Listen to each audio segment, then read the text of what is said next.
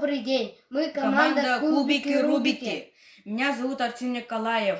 Наша цель сделать боевой танк-трансформер, который защищает нашу страну. Мы занимались робототехникой две недели. Танк работает вот так.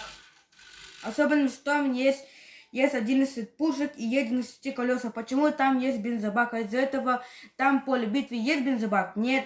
А заправка там не есть? Нет там. А из-за этого там берут бензобаки на войну.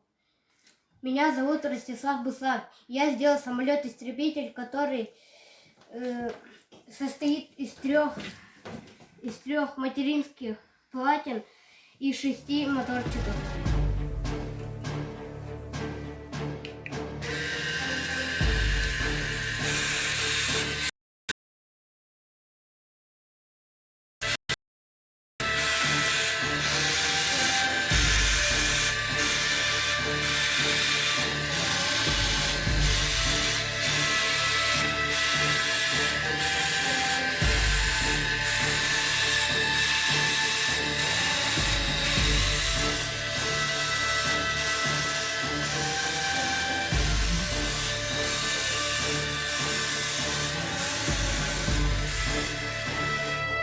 Вот так и прикрепляется самолет-истребитель.